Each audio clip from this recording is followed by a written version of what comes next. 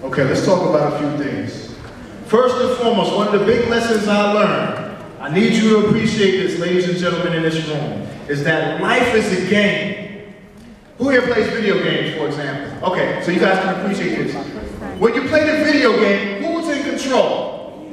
You are. And I need you to understand this. In this life, this game called life, you are the one that holds the controls. What I mean is this. You are the one that's in control of your destiny. No one else. You are in control. You have the power to make the changes, to press the button left or right, to move up or down. You have the controls. And just like in any game, you can either win or you can what? Lose. You can win or lose. And my point today is, ladies and gentlemen, that people are losing. People that look like you and me in this game called life are losing because they don't know how to play. They're losing money. They're losing their freedom, and as you have just seen, a lot of us are losing what? Our lives. So this is a very dangerous and very serious game, and I see kids all the time. They come into these auditoriums when we speak, and they're playing around, and they're joking and clowning. I say, son, you don't have any time to play, to clown around. This is your life we're talking about. This is serious. Just like in any game, there's rules and regulations. There are rules and regulations for every game, including this game called life. Just like a video game, when you purchase the game, you buy there's a little manual that goes along to teach you how to play. Well, you know what? Just the same thing happens in school. You get a student handbook to teach you how to play, to teach you the rules and regulations of your school. Right? So life is a game. There's rules and regulations. Just like in any organization, there's rules and regulations. Those things are necessary. It's necessary to have rules and regulations. Because there's rules and regulations, like you might see in a handbook, that allow us to have what's known as law and order.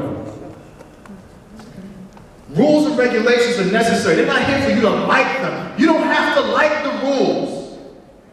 But you have to know that rules are necessary so that we can have law and order. Because we can't have people going around thinking they can do anything all the time. Because if you didn't know, people are crazy. People are crazy out there. So we can't have people do whatever they feel like all the time. There's rules and regulations so that we can have law and order, because without law and order, there's chaos. Without law and order, there is chaos. People burning things, running around in the streets, throwing things, hurting people, killing people. So you have to have law and order. Does this make sense? Yes or no? You have to have rules and regulations in order to have rules and regulations in order to have law and order. Now, I'm not saying you have to like this. Some of you mentioned, oh, we don't like the teachers and working with people in school. You know what? I understand you don't have to like it. Appreciate the fact that it's necessary.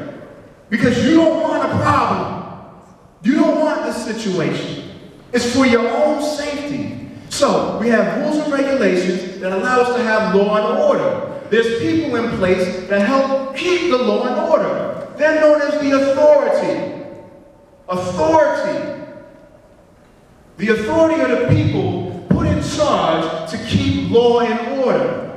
Authority keeps law and order. You have to have these people in place because they protect you from this. It has to be done. Again, this is not something that you have to like. This is something you need because it protects all of us.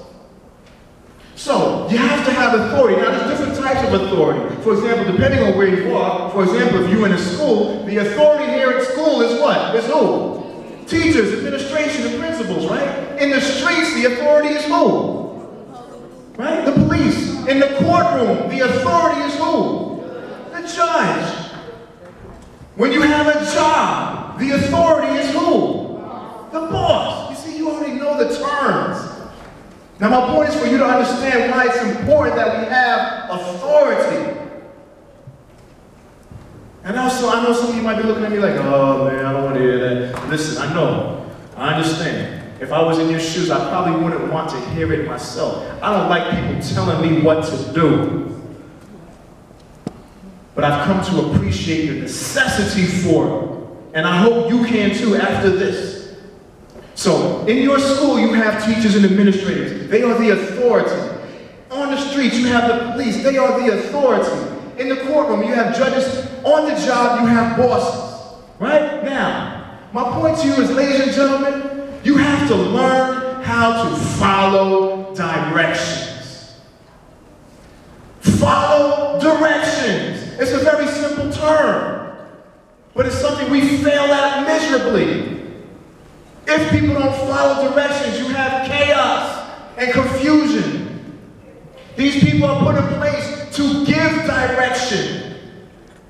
Your job is to follow directions, and if you cannot follow directions, this is what happens to people. They go broke. Because you know what? I just gave you a job. You work for me at Hustle University. You're not following my directions. What's happening?